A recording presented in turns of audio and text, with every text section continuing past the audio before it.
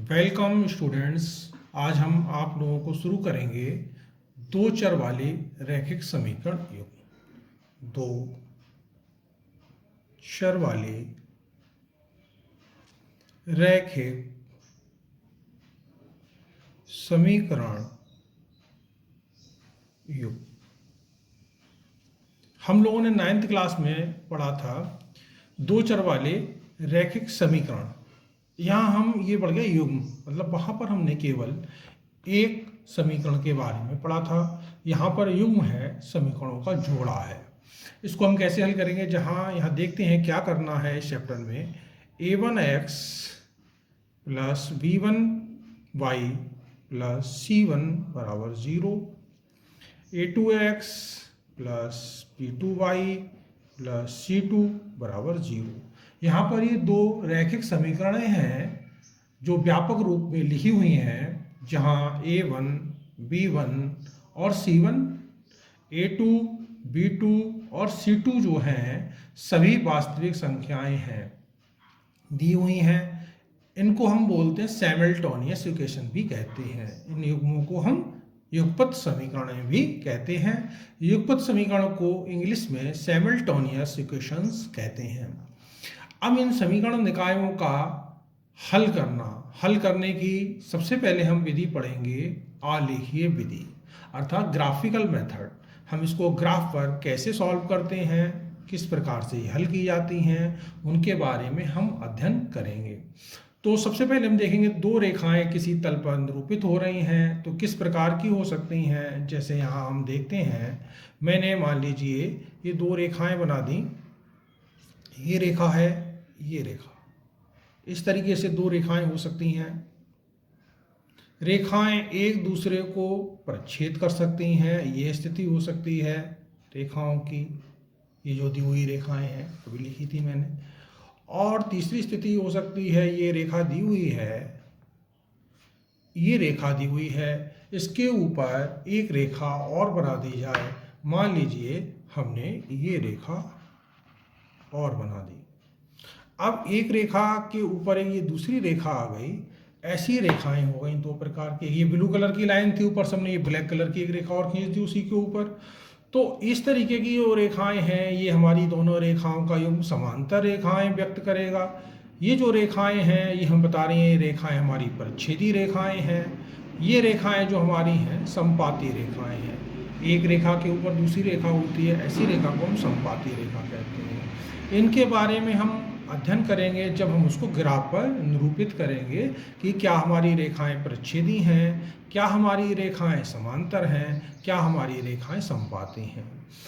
जो रेखाएं परिच्छेदी रेखाएं होती हैं वो केवल एक बिंदु पर एक दूसरे को मिलती हैं, तो हम कह सकते हैं कि इस समीकरण युग्म का केवल और केवल एक ही हल होगा। अगर दो रेखाएं समांतर हैं तो हम कह सकते हैं कि ये रेखाओं का कोई हल नहीं होगा, ये एक दूसरे से कहीं नहीं मिलेंगी। अगर रेखाएं हमारी एक रेखा के ऊपर दूसरी रेखा है, समपाती रेखाएं हैं, तो हर बिंदुओं पर ये एक दूसरे से मिल रही हैं, तो हम कह सकते हैं इन दोनों समीकरण जो रेखाएं निरूपित कर रही हैं इनके अनंत हल होंगे। इनको व्यक्त करने के लिए क्या किया जाता है, ये तो हम ग्राफ के द्वारा व्यक्त करेंगे। ग्राफ पे इस क्वेश्चन को सॉल्व करके बताएंगे।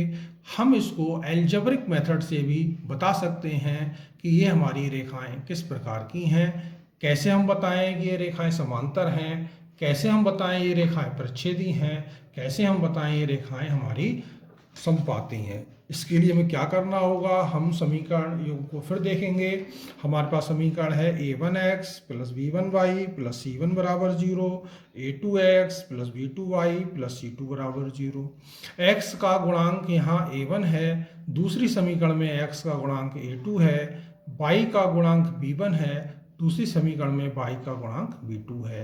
इसी प्रकार से c1 c2 है। हम इन मानों को निकालते हैं। इसकी अगर हम फर्स्ट कंडीशन एक देखते हैं, अगर हम यहाँ पर सबसे फर्स्ट कंडीशन अगर इस प्रकार आए कि अगर a1 बटे a2 हमारी बराबर नहीं आए b1 बटे b2, अर्थात a1 बटे a2 का अनुपात b1 बटे b2 के अनुपात के बराबर नहीं आए, तो हम कह सकते हैं जो समीकरण युग्म है वो प्रच्छेदी रेखाओं को निरूपित करता है। कैसी रेखाएं होंगी हमारी? प्रच्छेदी रेखाएं। ये रेखाएं कैसी होंगी? प्रच्छेदी रेखाएं होंगी। दूसरी कंडीशन अगर हम देखते हैं, अगर हमारे पास रेखा युग्म इस प्रकार का है, A1/A2 बराबर आ गया B1/B2। अब यहाँ स्थिति थी A1/A2 बराबर नहीं है B1/B2 के।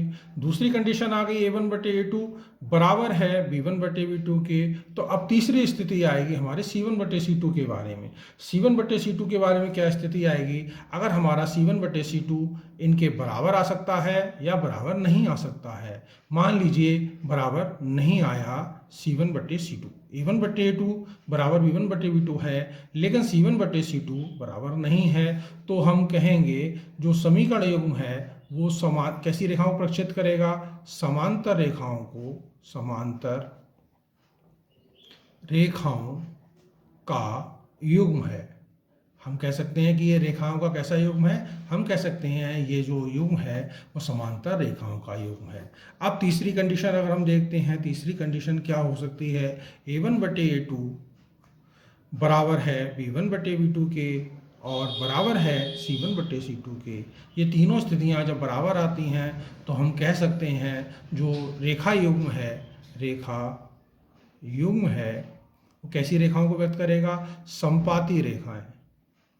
रेखा युग्म समपाती रेखाओं का युग्म। हम बता सकते हैं कि जो रेखा युग्म है वो समपाती रेखाओं का युग्म है। ये जो विधि से हमने क्वेश्चन आपको ये विधि बताई है, इस विधि के द्वारा हम बगैर ग्राफ पर बनाए हुए, ये तो हमें ग्राफ के द्वारा पता लगेगा कि ये रेखा प्रच्छेदी है, ये रेखाएं समांतर हैं, ये रेखाएं हमारी समपाती हैं।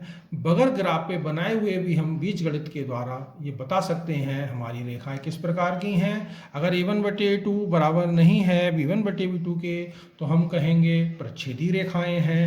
अगर A1/A2 बराबर है B1/B2 के तब हम पहुंचेंगे C1/C2 की तरफ, C1/C2 निकालेंगे।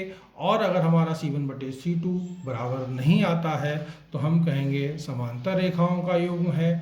फिर तीसरी सिचुएशन ये होगी A1/A2 बराबर है B1/B2 के, बराबर है C1/C2 के, तो हम कह सकते हैं हमारी रेखा युग्म है वो समपाती रेखाओं का युग्म निरूपित करता है। जैसे एग्जाम्पल तौर पे अगर हम ये क्वेश्चन सॉल्व करें, मैं यहाँ पे एग्जाम्पल लिख लेता हूँ 3x + 4y + 7 = 0। मैं यहाँ लिख दूँ 5x + 7y + 9 = 0।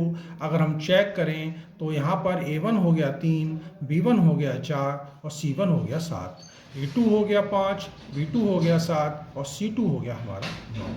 अगर हम चेक करें तो यहाँ हम देखते हैं कि A1/A2 का मान अगर हम निकालते हैं तो हमारा आया 3/5। इसी प्रकार से हमने मान निकाला B1/B2 का तो हमारा आया 4/7। हम यहाँ ये देखते हैं कि A1/A2 का अनुपात और B1/B2 का अनुपात आपस में बराबर नहीं है, तो हम कह सकते हैं कि A1/A2 is not equal to B1/B2, अर्थात ये रेखा युग्म कैसा है? हम कह सकते हैं प्रच्छेदी रेखाओं का युग्म। प्रच्छेदी रेखाएं हैं तो इस समीकरण निकाय का केवल एक ही हल होगा, क्योंकि हमने बताया था आप लोगों को प्रच्छेदी रेखाएं केवल एक बिंदु पर ही मिलती हैं, तो प्रच्छेदी रेखाओं का एक ही युग्म होगा। इस प्रकार से हम ये बता सकते हैं हमारी रेखाएं किस प्रकार की हैं। अगली वीडियो में हम आपको ग्राफ विधि के द्वारा क्वेश्चन को सॉल्व करना बताएंगे। सभी लोग को ये वीडियो पसंद आई हो तो सब्सक्राइब ज़रूर करें और बेल आइकन का बटन दबाएं, जिससे अगली वीडियो जैसे ही हम आपको अपलोड करें तुरंत प्राप्त हो सके। धन्यवाद।